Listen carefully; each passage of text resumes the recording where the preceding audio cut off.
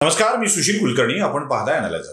महाराष्ट्रामध्ये सध्या वेगवेगळ्या सरकारी रुग्णालयामध्ये होत असलेल्या मृत्यूची जोरदार चर्चा सुरू आहे. या निमित्तानं राज्याच्या आरोग्य विभागाला तुफान ठोकून काढण्याची एक नवी प्रक्रिया सुरू झाली आहे. औषध खरेदी, व्यवस्थेतला गोंधळ आणि त्यासोबत आरोग्यमंत्र्यांनी दिलेल्या जाहिराती, या सगळ्यांची एवढी चर्चा सुरू आहे आणि त्यावर लोक आरोग्यमंत्र्यांना ठोकून काढतायत. आपण याआधी एक व्हिडिओ केला होता, इड्याची जत्रा नावाचा. आरोग्यमंत्र्यांचा संबंध नसताना त्यांना ठोकलं जात आहे असं आपण त्यात सांगितलं होतं. या सगळ्यामध्ये एक प्रश्न मात्र खूप मोठा होता आणि तो प्रश्न म्हणजे राज्याचे आरोग्यमंत्री कुठे आहेत, काय करतायत, बोलतायत की नाही बोलतायत. बहुतेकांनी हाच एक प्रश्न विचारलेला आहे आणि त्याच प्रश्नाची उत्तरं मिळवायचं असेल तर राज्याच्या आरोग्यमंत्र्यांसोबत बोललं पाहिजे असं आम्हालाही वाटलं. आता आपण थेट राज्याच्या आरोग्यमंत्र्यांनाच भेटूया आणि त्यांच्याशी बोलून या सगळ्या प्रश्नाची उत्तरं घेण्याचा प्रयत्न करूया.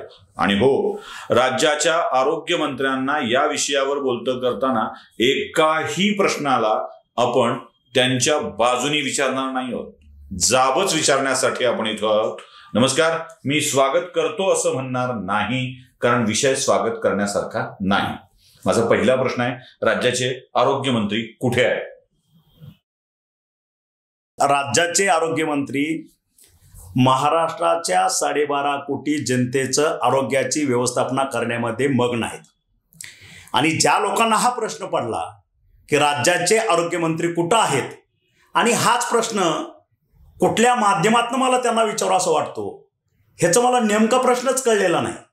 मीही आपल्यासारखा मीडिया बघतो, मी आज सगळ्याचे चॅनल बघतो आणि त्या ठिकाणी अगदी सिनियर राजकीय नेते जे माजी मंत्री म्हणून राहिलेले आहेत, माजी मुख्यमंत्री म्हणून राहिलेले आहेत, वेगवेगळ्या विभागाचे वेगवेगळ्या पक्षाचे प्रमुख म्हणून राहिलेले आहेत आणि अगदी छातीटोकपणे सांगतायत की महाराष्ट्राच्या आरोग्यमंत्र्याचा राजीनामा घ्या, महाराष्ट्राचे आरोग्यमंत्री कुठे आहेत या बाबतीत. माझा हाच प्रश्न आहे. मग त्या बाबतीतच मला नेमकं मला हा प्रश्न आहे की कसं काय नांदेड सारखी घटना घडते, तुमच्यावरती आरोप होतात, कळव्यामध्ये घटना घडते, तुम्हाला लक्ष केलं म्हणजे आरोग्य विभागाच्या हॉस्पिटल्समध्ये मृत्यू होतात, कळवा, नांदेड किंवा छत्रपती संभाजीनगर, 3 वेगवेगळ्या मेडिकल कॉलेजला संलग्न असलेल्या हॉस्पिटलमध्ये या घटना घडतात आणि तरीही आरोग्यमंत्र्यांवर आरोप होऊ नये असं मला वाटतं. नाही, हे मला मान्य आहे ना. सरकार म्हणून ज्यावेळेस आम्ही आज 29 मंत्री त्या ठिकाणी बसलेलो आहोत, सरकार म्हणून ही आमची सामूहिक जबाबदारी आहे. मी माझी जबाबदारी टाळत नाही, त्याच्यातला एक मंत्री म्हणून, 29 मंत्र्यामधला एक मंत्री म्हणून मी ती सामूहिक जबाबदारी, ती माझी जबाबदारी आहे सरकार म्हणून. पण जे कोणी दिग्गज ह्या बाबतीत प्रश्न विचारणा करतात त्यांना बेसिक कळले पाहिजे की रूल्स ऑफ बिझनेस महाराष्ट्र शासनाचे काय आहेत. लक्षात, वैद्यकीय शिक्षण एक भाग आहे, FD हा दुसरा भाग आहे, आरोग्य विभाग आणि कुटुंब कल्याण मंत्री हा तिसरा भाग आहे. माझ्या अखत्यारीमध्ये जवळपास 2118 हॉस्पिटल्स PSC पासून जिल्हा रुग्णालयापर्यंत येतात आणि ज्या रुग्णालयामध्ये ह्या घटना घडलेल्या आहेत, ही सर्व रुग्णालय वैद्यकीय शिक्षणाच्या अंडरखाली येतात. ही रुग्णालय कधी काळी हे आरोग्य विभागाकडे असतील, पण ज्या वेळेस मेडिकल कॉलेज आले त्या मेडिकल कॉलेजला परमिशन घेण्यासाठी हे हॉस्पिटल्स त्या वैद्यकीय महाविद्यालयाला अटॅच केलेले आहेत. म्हणजे हे वैद्यकीय महाविद्यालयाचे कॉलेजेस जे हॉस्पिटल आहेत, हे वैद्यकीय शिक्षणाकडे ह्याचं पूर्ण जबाबदारी, ह्या ठिकाणची रिस्पॉन्सिबिलिटी, ह्या ठिकाणचं ऑब्झर्वेशन, ह्या ठिकाणची मॅनेजमेंट, ह्या ठिकाणची प्रॉक्युरमेंट आणि ह्या ठिकाणची असणारी आस्थापना हा त्यांचा लुकआउट आहे. मग एका मंत्र्याच्या कारभारामध्ये दुसऱ्या मंत्र्यांना हस्तक्षेप करणं हे कितपत योग्य आहे? मला दुसरा प्रश्न आहे की सातत्याने एक आरोप होतोय, आज टीव्हीवरती उद्धव ठाकरेंनी पण तो आरोप केलाय की मंत्र्यांना जाहिराती द्यायला पैसे आहेत. नॅशनल, तुम्ही इंग्रजी वर्तमानपत्रात एक मोठी जाहिरात केली, आय थिंक ते वर्तमानपत्र पण इथं असेल तर आपण ते बघू पण शकतो. मला ती दाखवायलाही आवडेल, ती जाहिरात कुठे आहे ती. खरं तर तुम्हीच ठेवली आहे ती. ही अशी एक पानभर जाहिरात प्रकाशित झालेली आहे. ही आरोग्यमंत्र्यांच्या फोटो सहितची आहे. अशा पानभर राष्ट्रीय वर्तमानपत्रात जाहिराती द्यायला तुमच्याकडे सरकारकडे पैसे आहेत आणि औषध खरेदी करायला, ह्याची व्यवस्था करायला पैसे नाही. हे जाहिरात देण्यामागचं कारण काय? सरकारी खर्च एवढा उधळपट्टी. हा, मान्य आहे. ज्या लोकांनी ही जाहिरात नाचून आतापर्यंत जो काय दंगा 2-3 दिवस घातलेला संपूर्ण महाराष्ट्रानं बघितला. मला ह्या ज्यांनी कोणी जाहिराती नाचवल्या किंवा ज्यांनी हे प्रश्न उपस्थित केले की महाराष्ट्र शासनाकडे जाहिराती करायला इतका पैसा आहे, त्यांच्या तिजोरीतनं एवढा पैसा जाहिरातीवरती खर्च होतो आणि औषध खरेदीला पैसा नाही, ह्यांच्या मला बुद्धिमत्तेचं थोडं कौतुक करावं वाटतं. मी तरी असं म्हणेन की माजी मुख्यमंत्री महाराष्ट्राचे, ज्यांना 2.5 वर्षापूर्वी आम्ही घालवलं, ह्यांच्या बुद्धीची सुद्धा कीव करायची वाटते मला. कारण ह्या जाहिरातीमध्ये स्पॉन्सर म्हणून कुठेही तुमचं महाराष्ट्र शासन नाहीये. ही जाहिरात बघा ना, महाराष्ट्र शासनाने दिलेली जाहिरातच नाहीये. तुमच्या खाजगी संस्था, माझ्या खाजगी संस्थांमधून ही जाहिरात नाही. माझी JSPMची नाही, माझी भैरवनाथ शुगरवर्कची नाही. आम्ही सगळे कॉलेजमेंट 1986ची बॅच आम्ही बाहेर पडलो. आमच्या बरोबरचे जे विद्यार्थी होते, आज आम्ही वेगवेगळ्या पद्धतीने, जसा मी आज पोझिशनवरती आहे, माझ्या बरोबरचे माझे वेलविचार वेगवेगळ्या मोठमोठ्या पोझिशनवर आहेत. आमचं गेट टुगेदर होतं, ज्यावेळेस आम्ही एकत्र बसतो, चर्चा करतो आणि आम्ही व्हिजनरी ज्यावेळेस आमचं एकमेकाचं शेअर करतो, तेही बघतात मला. गेले वर्षभर मी काय काम केलं ॲज अ मिनिस्टर म्हणून, आणि गेल्या 40 वर्षे महाराष्ट्राची निर्मिती झाल्यापासून आरोग्य विभागामध्ये कुठल्या पद्धतीचे निर्णय राबवले गेले, कुठल्या पद्धतीची उत्क्रांती केली गेली, हे जर बघायचं असेल तर त्यांनी छापून आणलेलं आहे माझ्याकडं. तानाजीराव, तुम्ही एवढे 22 निर्णय ह्या विभागामध्ये घेतलेले आहेत. आतापर्यंतच्या गेल्या 15-20 वर्षाच्या मध्ये कुठल्याही आरोग्यमंत्र्यानं अशा पद्धतीचं सर्वसामान्यांसाठी घेतलेले निर्णय हे नाहीत. हे एक्स्ट्राऑर्डिनरी निर्णय आहेत आणि आम्हाला अभिमान आहे, तो आमचा क्लासमेट होता आणि त्या अभिमानापोटी त्यांनी केलेली ही जाहिरात आहे. बरं, या निर्णयामध्ये तर ठीक आहे, आपण हे मान्य करूया. मला तुम्हाला एक अजून एक्स्ट्रा माहिती द्यायची आहे बरं का प्रेक्षकांना, की तानाजी सावंत ज्या मित्रांचा उल्लेख करतात ना, त्या मित्रांच्या उल्लेखाविषयी मला बोलायचं आहे. त्यांच्या अगदीच आरंभाच्या काळातली जी माणसं त्यांच्यासोबत कामाला आहेत, ती अजूनही त्यांच्या संस्थेमध्ये पण कामाला आहेत. काही लोकांशी मी भेटलोय पण, की खरंच ते असं मित्रांचं आहे का दाखवायला. तर आजही त्यांच्या JSPMच्या कॉर्पोरेट ऑफिसला तुम्ही जेव्हा जाल तेव्हा त्यांची अनेक मित्र त्यांच्यासोबत अगदी क्लासमेट निष्ठेनं कामाला असलेली दिसतील. आपण कधी त्यांचाही परिचय करून घेऊया. माझा पुढचा प्रश्न आहे, या जाहिरातीमध्ये केले गेलेले दावे, तुम्ही हे काम केलं, तुम्ही ते काम केलं, हे दावे खरे की खोटे, की मित्राचं कौतुक करण्यासाठी केले? नाही, अजिबात हे दावे आहेत. ज्यांना कुणाला आरोग्य खातं कळलं, अलग लक्षात, ज्यांनी 15-20 वर्ष मंत्री म्हणून त्या ठिकाणी पदभार स्वीकारलेला होता, आज ते माझे असतील किंवा आज माझ्या बरोबरचे जे काही माझे सहकारी मंत्रिमंडळ आहे, हा सगळे निर्णय कॅबिनेटमध्ये झालेले आहेत.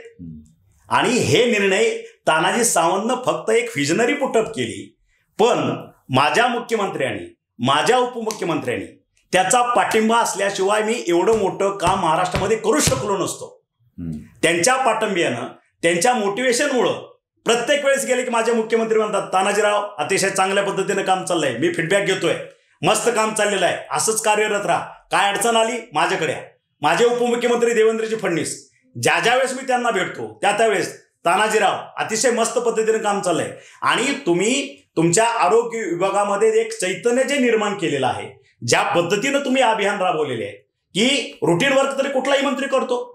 औषध खरेदी असेल, दवाखाने ओपनिंग असतील, नवीन दवाखाने बांधायचे असतील, बदल्याचं असेल, जे काय असेल ते रुटीन काम चाललेलंच आहे. त्याला आरोग्यमंत्री असायची काय कारण नाही, त्याला प्रशासन आहे ते त्यांचं रुटीन काम करत असतं. तुमच्यापडी फायली आणतं, तुम्ही सह्या करता आणि निघून जाता. पण ह्याच्याशिवाय सुद्धा आरोग्यमंत्री म्हणून 12.5 कोटी जनतेचं हित जपण्यासाठी, आरोग्य जपण्यासाठी गेल्या वर्षभर जे आपण 22 उपक्रम राबवले, त्यामध्ये मग तुम्ही बघितलं असेल विविध उपक्रम, अभियान रूपी माता सुरक्षित, घर सुरक्षित. 1960 पासून महाराष्ट्रात ह्या माता नव्हत्या का? ह्यांचं परीक्षण का करता आलं नाही? का कोणाच्या डोक्यात ती योजना आली नाही? आणली, राबवली, यशस्वीरित्या करून राबवली. 4,39,00,000 माझ्या माता बहिणीचं 18 वर्षावरील त्यांचं परीक्षण केलं, तपासण्या केल्या, त्यांच्यावरचे उपचार केले. ह्याची माहिती ज्याला कुणाला वाटतं की हे खोटं आहे त्यांना माहिती गेली. दुसरी गोष्ट, दुसरं अभियान मी राबवलं, रुटीन काम सोडून माझ्या अगदी सेक्रेटरीपासून खालच्या आशा वर्करपर्यंत ह्या आस्थापनेमध्ये सर्व घटक जीव तोडून त्याच्यावरती तुटून पडले. प्रचंड त्यांनी मेहनत घेतली, प्रचंड प्रमाणात त्यांनी काम केलं. दुसरं अभियान मी राबवलं, जागरूक पालक सुदृढ बालक. त्या ठिकाणी 2,40,00,000 माझ्या बालकांची पूर्ण तपासणी माझ्या आरोग्य विभागाने केली. त्याच्यामध्ये ते टफ होतं थोडं. त्या ठिकाणी गट करावे लागले आम्हाला. 0 to 6 वर्षाचा एक गट, 6 ते 11 वर्षाचा एक गट आणि 11 ते 18 वर्षाचा गट. त्या ठिकाणी शाळेत जाऊन त्या माता भगिनीला भेटून मांडीवरचं बाळ ते कॉलेजला जाण्यापर्यंतचं बाळ एवढ्यांच्या 2,40,00,000 माझ्या मुलांच्या परीक्षणं झाली, त्यांच्या तपासण्या झाल्या, त्यांच्या जिथं लागेल त्या ठिकाणी शस्त्रक्रिया झाल्या. ही माहिती तुमच्या माध्यमातून मी माझ्या सर्व जनतेला सांगतो की त्याची माहिती आपण घ्यावी. 3रं अभियान आपण आता सुरू केलं. कुठलं? निरोगी आरोग्य तरुणाईचे वैभव महाराष्ट्राचे. हे आता मागच्या 8-10 दिवसापूर्वी सुरू केलेलं आहे. जवळपास 7 ते 8 लाख तरुणांचं ह्या ठिकाणी तपासण्या सुरू झालेल्या आहेत. ह्याची आपण माहिती घ्या. ते अभियान सुरू झाले की नाही. त्याच्यानंतर आपला दवाखाना, ह्याचे साक्षीदार तुम्ही सगळेच आहात. 700 दवाखान्याचा आम्ही संकल्प सोडला. जवळपास 350 दवाखाने. बाळासाहेब ठाकरे आपला दवाखाना. आज तुम्हाला आमच्या मुख्यमंत्र्यांनी मला आदेशित केले की हा दवाखाना आपण फक्त महानगरपालिकेमध्ये सुरू केलेले आहेत. ठाण्यामध्ये सुरू केला त्यांनी, त्याच्यानंतर मुंबईला सुरू केला आणि तेच अभियान, तोच धागा धरून मी प्रत्येक तालुका प्लेसला स्लम एरियामध्ये हे दवाखान्याची लाईन त्या ठिकाणी नेली. आज महाराष्ट्रामध्ये 350 दवाखाने सुरू झालेले आहेत. पंढरपूर एक विक्रम आहे. पंढरपुराचा एक विक्रम आहे. त्याच्या अगोदरचं मी माझ्या मतदारसंघामध्ये एक महारोग्य शिबिर घेतलं होतं. 3.5 लाख लोकांचं त्या ठिकाणी परीक्षण झालं. त्याच्यावरती पुन्हा काय शस्त्रक्रिया झाल्या. गिनीज बुक ऑफ वर्ल्ड रेकॉर्डमध्ये त्याची नोंद झालेली आपण सर्वांनी बघितलेलं आहे. आणि पंढरपूरच्या वारीची जबाबदारी तुम्हाला माहित असेल की ती मुख्यमंत्र्यांनी आम्हाला 3 मंत्र्यावरती सोपवली होती. त्याच्यामध्ये मॅक्झिमम रोल हा माझ्यावरती सोपवला होता. आणि तुम्ही बघितलं असेल 11 लाख वारकऱ्यांचं कधी न भूतो न भविष्यती अशा पद्धतीचं त्या ठिकाणी तपासण्या केल्या, त्यांचा चष्मे वाटप केलं, त्यांच्यावरती शस्त्रक्रिया झाल्या. आणि आज चंद्रभागेच्या वाळवंटी जवळपास 5 हॉस्पिटल उभे केले. नामदेव पायरीच्या जवळ मी एक ICU उभा केला. 154 आरोग्य माझ्या वारकऱ्यांचे लाईफ सपोर्ट देऊन मी प्राण वाचवले. ह्याचे साक्षीदार हे 11 लाख वारकरी आहेत. मी म्हणतो तुम्ही इतरांना विचारण्यापेक्षा माझ्या वारकऱ्यांना विचारा, तानाजीरावांनी आरोग्य विभाग म्हणून काय सेवा केली. येते तुम्ही बोलता बोलता मगाशी एक शब्द वापरला होता, महाराष्ट्राचे माजी मुख्यमंत्री आणि आम्ही त्यांना हकाललं. हे गणित आहे का इथे सगळं व्हायला? म्हणजे उद्धव ठाकरेंचा राग, मग तुमच्या प्रिय रोहित पवारांचा राग, हे सगळं हे याचं कारणीभूत असेल. आता हे बघा, घालवला हा शब्द तुम्ही वापरला. हो, तुमच्या मित्रांचा प्रेम, त्याच्या कुणीतरी घालवणाऱ्यावर प्रेम करतो याचा हा राग असू शकतो. नाही, त्यांच्या रागाला भिगाला. हे बघा, त्याच्याही पुढे जाऊन सांगतो तुम्हाला. 2019ला काय घडलं. आज माजी मुख्यमंत्र्यांना त्यांचा एक शिवसैनिक म्हणून त्यावेळेस मी आठवण करू देतो त्यांना तुमच्या माध्यमातून. पहिला शिवसैनिक असेल त्यावेळेस सांगितलं होतं की तुम्ही काँग्रेस राष्ट्रवादी बरोबर जाण्याचं पाप करू नका, कारण आपला पक्ष संपल्याशिवाय राहणार नाही, हे माझं वाक्य होतं. आलं लक्षात? आणि मग मुख्यमंत्र्याच्या खुर्चीच्या हवेसापाठी तुम्ही त्या ठिकाणी गेला. हे महाराष्ट्रातल्या तमाम शिवसैनिकाला आवडलं नाही. आमदार खासदार वगैरे तरी सोडाच, तमाम शिवसैनिकाला आवडलं नाही. त्याचं कारण एकच आहे, तुम्हाला स्वतःच्या खुर्चीसाठी तुम्ही त्यांच्या मांडीवरती जाऊन बसला. आम्ही 15-15, 20-20, 30-30 वर्ष ह्या काँग्रेस राष्ट्रवादीची डोकी फोडतो, ते आमची डोकी फोडतात. आमच्यावरती हजारो केसेस आहेत मारामारीच्या, ह्याच्या त्याच्या. आमच्या सोयरीकी जुळत नाही. बांधाला बांध असला तर आम्ही एकमेकाकडे बघत नाही. ह्या पद्धतीनं तुमचं वरती जुळलं की तुम्ही त्याच्या मांडीवरती जाऊन बसले आणि सगळ्याला विसरून गेले. अलग लक्षात. आणि म्हणून मी एकच सांगितलं होतं, जर ह्या ठिकाणी तुम्ही हे करत असाल, पक्ष संपल्याशिवाय राहणार नाही. दुर्दैवानं तेच घडलं. एक अजून प्रश्न आहे की तुमच्यावरती मोठा आरोप होतोय आणि तो आरोप बघितला पाहिजे. तुम्हाला आठवत असेल सगळ्या प्रेक्षकांना, मी त्याने एकदा मीडियावरती बोलल्यानंतर लव यू तानाजी सावंत असा व्हिडिओ केला होता. आणि जेव्हा आपण त्या भ्रष्टाचारावर झुटून पडत होतो तेव्हा त्या भ्रष्टाचाराविषयी सुद्धा प्रश्न विचारणं आवश्यक आहे. माझा एक महत्वाचा प्रश्न आहे, त्याचं उत्तर मला मिळेल असं अपेक्षित आहे. औषध खरेदीचं काय गौडबंग झालंय? कारण तुम्ही प्राधिकरण स्थापन केलंय, त्या प्राधिकरणावर तुम्ही आहात. प्राधिकरण औषधी खरेदी करण्यासाठी हे सगळं फेल ठरलंय, किंवा औषध खरेदीमध्ये मोठा गडबड झाली आहे, ती झाली नाही, अशी वेगवेगळे आरोप होत आहेत. खरंच औषध खरेदीचं काय गौडबंग झालंय? एक लक्षात घ्या, ज्या पोटतिकीनं आपले माझे मुख्यमंत्री बोलतात, औषध खरेदीमध्ये ती CBIची चौकशी करा, हे करा. अहो साहेब, औषध खरेदी नेमकी कुठं झाली हे आम्हाला एकदा कळवा. प्राधिकरणाचं ते सांगतो. प्राधिकरण निर्मिती झाली अर्थसंकल्पीय अधिवेशनामध्ये. त्या ठिकाणी 52 लोकांची आस्थापना होती. त्या ठिकाणी आम्ही माझ्या खात्यानं मागणी केली. आता हे प्राधिकरण आहे, हे प्राधिकरणाची संकल्पना कोणी आणली? 40 वर्षानंतर कोणी आणली? डॉक्टर तानाजी सावंत ना, बरोबर आहे. कशी आणली? भ्रष्टाचार करायचा होता म्हणून आणली. या ठिकाणी 4-5 राज्यामध्ये डेलिगेशन पाठवले. तामिळनाडू पॅटर्नचा आम्ही अभ्यास केला. तामिळनाडू पॅटर्नमध्ये 1992 साली हे प्राधिकरणाची आस्थापना तयार झालेली आहे. आणि त्या ठिकाणचं जर तुम्ही बघितलं असेल, माझी सभागृहातली भाषणं बघितलं असतील, हे प्रस्ताव खालच्या सभागृहात आणि वरच्या सभागृहात मंजूर करताना मी केलेलं भाषणही तुम्ही ऐका. तामिळनाडू पॅटर्न किंवा हे प्राधिकरण आणण्याचा उद्देश काय? ह्या ठिकाणी असणारे हजारो कोटीचे घोटाळे, हजारो कोटीचं करप्शन थांबवण्यासाठी प्राधिकरणाची निर्मिती आहे. या प्राधिकरणाने औषध खरेदी केली अजून केलेलीच नाहीये. त्याचं ऐकून घ्या. म्हणजे जे अर्धवट माहितीवरती अर्धे हळकोंडण पिवळं झाला म्हणून साधारणतः मी म्हणेन इतर जे काही समाजसेवक किंवा आणखी बाहेरचा एखादा फुटकाळ नेता बोलतो, अरे असं मोठं काहीतरी झालेलं आहे, अशा काहीतरी पद्धतीचा घोटाळा या ठिकाणी झालेला आहे, मी समजू शकतो. पण ज्यानं 2 वर्ष मुख्यमंत्री म्हणून काम केलेलं आहे, ह्या प्राधिकरणातनं खरेदी झाली का? ह्या ठिकाणी कुठल्या मंत्र्याचा सहभाग आहे का? ह्या ठिकाणची एखादी निविदा आली का? त्या ठिकाणी त्याला पैसे पेड केले का? ह्याचे टेंडरिंग झालं का? थोडी तरी माहिती घ्यायला पाहिजे. म्हणजे आमचे जे मुख्यमंत्री जे ओरडतात ना, ही एका खोलीत बसून आणि फक्त तुमच्या फेसबुकवरनं महाराष्ट्र चालतो, ही त्यांची संकल्पना आहे. आणि त्या संकल्पनेतनं एक तयार झालेला हा फुगा की ह्या औषध खरेदीमध्ये घोटाळा झाला. कोणीतरी आसपासचा जो दरबारी राजकारणी त्यानं सांगितलं असेल की औषध खरेदीमध्ये फार मोठा भ्रष्टाचार झाला. मग औषध खरेदीच झालेली नाही. कुठे झाली औषध खरेदी? औषध खरेदी अजून झालेलीच नाही. हे आता प्राधिकरणाची निर्मिती झाली. पण अपयश आहे ना, औषध खरेदी झालीच नाही. सांगतो, ह्या ठिकाणी प्राधिकरणाची निर्मिती झाली. आमच्या आस्थापनेमध्ये आम्ही 52 लोक मागवली. त्या ठिकाणी 6 लोकांची या ठिकाणी नियुक्ती झालेली आहे. ह्या ठिकाणी FDA असेल, माझं आरोग्य खातं असेल, वैद्यकीय शिक्षण असेल, ह्या तिघांचं मिळून एकत्रित हे प्राधिकरण केलेलं आहे. आणि त्याचे अध्यक्ष माननीय मुख्यमंत्री आहेत. आम्ही सदस्य आहोत. लक्षात. तुम्ही अध्यक्ष नाही? आम्ही अध्यक्ष नाहीये, आम्ही सदस्य आहोत त्याचे. लक्षात. प्राधिकरण एक परचेस अधिकारी, त्याच्यातला IAS दर्जाचा अधिकारी त्या ठिकाणी नेमायचा अजून, बरोबर आहे. आणि हापकिन, आता मगाशी माझे मुख्यमंत्री बनले, ज्याला हापकिन माहित नाही. अहो, आता ह्यांनी फक्त फोटो काढण्याच्या शिवाय ह्यांना काहीच माहित नाही. ह्यांचं एज्युकेशन क्वालिफिकेशन मला आजही माहित नाही. पण मला वाटतं हे आमच्या माझे मुख्यमंत्र्याला तानाजी सावंतचं एज्युकेशनल क्वालिफिकेशन थोडी यांनी माहिती करून घ्यावं. मी रिसर्चर आहे. हापकिन इन्स्टिट्यूट काय आहे, रिसर्चर कोण होतं, ती संस्था कशासाठी तिची निर्मिती होती, ही तानाजी सावंतला चांगली माहिती आहे. कारण तानाजी सावंत हा हाडाचा शिक्षक होता, हाडाचा रिसर्चर आहे. म्हणून त्यानं शून्यात एवढी निर्मिती केलेली आहे स्वतःच्या ऑर्गनायझेशनची. अलग लक्षात.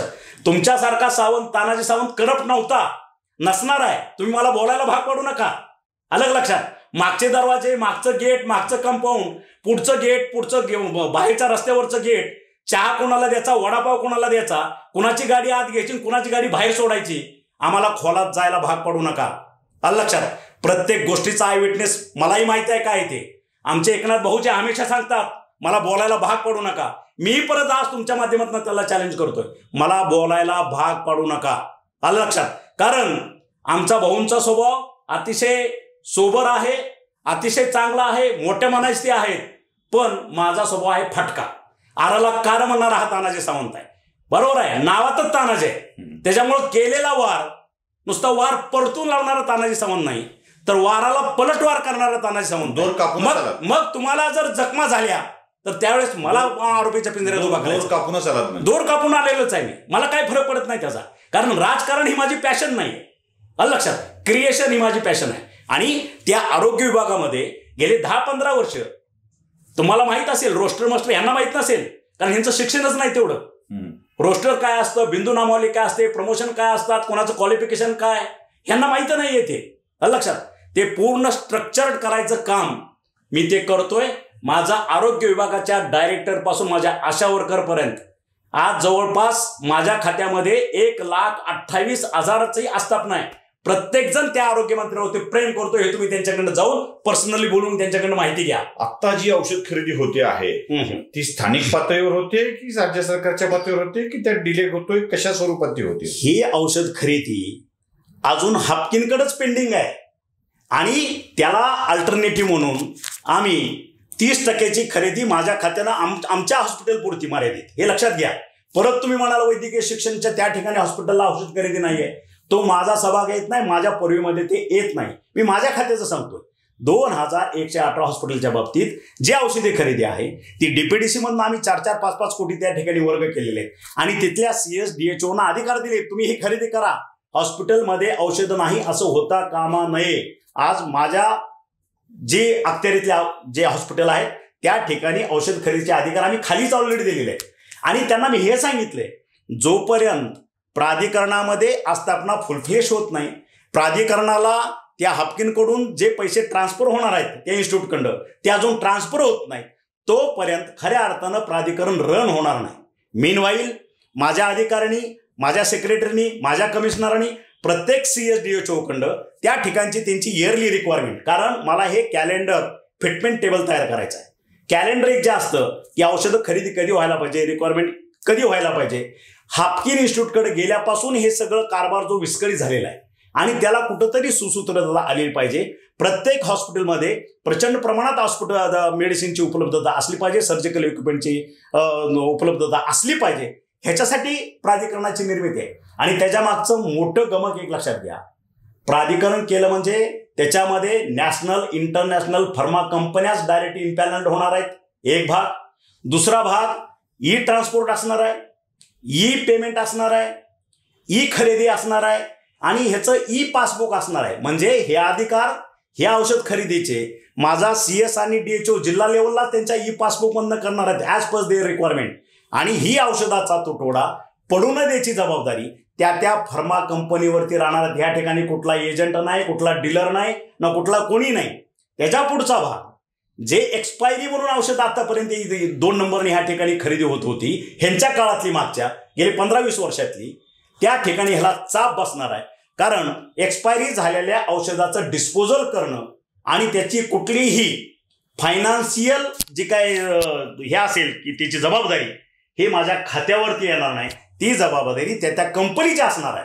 हजारो कोटी रुपये ह्याच्यातनं माझ्या खात्याचे मीन्स माझ्या महाराष्ट्राचे, माझ्या जनतेचे पैसे वाचणार आहेत. एक महत्वाचा प्रश्न या सगळ्यामध्ये अजून की साहेब म्हणतायत की औषधात तुटवडा भासतोय. राज्याच्या OPD किंवा सगळं सुरू असताना, आधी भासत नसताना तो नेमका आता भासतोय असं वातावरण का तयार होतंय की तुम्ही ते करताय औषधाची पुरवठा व्हावा म्हणून. म्हणजे हा आरोप होणारच आहे म्हणजे तुमच्यावर की बाबा तुम्ही म्हणताय म्हणून. तर हा तुटवडा आता का भासतोय, आधी भासत नव्हता? याचं कारण अतिशय महत्वाचं आहे. सर्व महाराष्ट्रातल्या जनतेनं आणि ह्या राजकारण्यांनी समजून घेणं गरजेचं आहे. ज्यावेळेस आम्ही मागच्या अधिवेशनामध्ये, पावसाळी अधिवेशनामध्ये मोफत उपचाराची संकल्पना आणली, कॅबिनेटला तो मंजूर झाला आणि 15 ऑगस्ट 2023 पासून OPD आणि IPD मोफत सुरू झाली महाराष्ट्रामध्ये पहिल्यांदा इतिहासात. आणि ज्यावेळेस ही OPD IPD 100% मोफत सुरू झाली, हे पब्लिकला सगळं कळलं. आणि मी माझ्याकडे रेकॉर्ड आहे की हे मोफत उपचार किंवा मोफत OPD IPD चालू करण्याच्या अगोदरचे OPDला असणारी लोक किंवा IPD मध्ये रजिस्टर होणारी लोकांची संख्या आणि ज्या दिवसापासून हे सुरू झालं जवळपास 33 ते 64 पेशंटची गर्दी त्या प्रत्येक ठिकाणी झाली मोफत उपचाराच्या दृष्टीनं. कारण आम्ही त्याची त्यावेळी जाहिरात वगैरे केली, सगळं झालं आणि त्याचे उपचार घेणाऱ्याची संख्या प्रचंड प्रमाणात वाढली. आणि ज्यावेळेस उपचार घेणाऱ्याची संख्या किंवा IPDची त्या ठिकाणी ऍडमिट होणाऱ्याची संख्या ज्यावेळेस वाढते, डेफिनेटली तिप्पट झाल्यानंतर औषधाचा पुरवठा हा तिप्पट लागणार आहे. लक्षात, तो कदाचित आस्थापनेला त्या हॉस्पिटलला आपली संख्या किती, काय किती, औषध किती लागतात हे कळायला थोडा उशीर झाला. आणि तरी सुद्धा हे ज्यावेळेस लक्षात आलं, आता ज्या DPC झाल्या ह्या सगळ्यामध्ये आम्ही सांगितलं की औषध खरेदीची बजेटरी प्लॅनिंग हे दुप्पट करा, DPC मधनं द्या. कारण OPD आणि IPDची संख्या दुप्पट तिप्पट झालेली आहे, लोकांची संख्या वाढलेली आहे. म्हणजे ह्या ठिकाणी जो आम्ही उपक्रम राबवला, जो ऐतिहासिक निर्णय महाराष्ट्राच्या इतिहासामध्ये घातला, मोफत उपचार, आणि त्याच्यावरती नेते टीका करतात. हे नेते टीका करतात, मी तरी असं म्हणेन तुम्ही सर्वसामान्य जनतेमध्ये जे OPD आणि IPDला मोफतमध्ये जाऊन उपचार घेतात त्यांच्या आज भावना काय आहेत आणि त्यांचे आशीर्वाद माझ्या मुख्यमंत्र्याला, उपमुख्यमंत्र्याला, आरोग्यमंत्र्याला किती आहेत ह्याच्यात त्यांच्या तोंडून तुम्ही ऐका, तुम्हाला रिएलिटी कळेल. शेवटचा प्रश्न निर्माण केलं जातं आहे आरोग्यमंत्री मुख्यमंत्र्यांसाठी अडचणीचे ठरत आहेत. तुमच्यामध्ये आणि मुख्यमंत्र्यांच्या मध्ये वाद आहेत. मी सरळ विचारतोय, काही आडपडदा ठेवायचा नाहीये मला विचारताना. तुम्ही राजकारण्यांसारखी उत्तर द्याल की मला माहित नाही, पण तुमच्यामध्ये आणि मुख्यमंत्र्यांच्या मध्ये वाद आहेत, तुम्ही अडचणीचे ठरताय, असा एक साधारणतः मतप्रवाह आता चालू आहे. खरंच वाद आहेत, खरंच अडचणीचे ठरताय, कसं आहे? आता ह्याचं उत्तर मला वाटतं ही जाहिरातच असेल. ह्याचं उत्तर ही जाहिरातच देईल.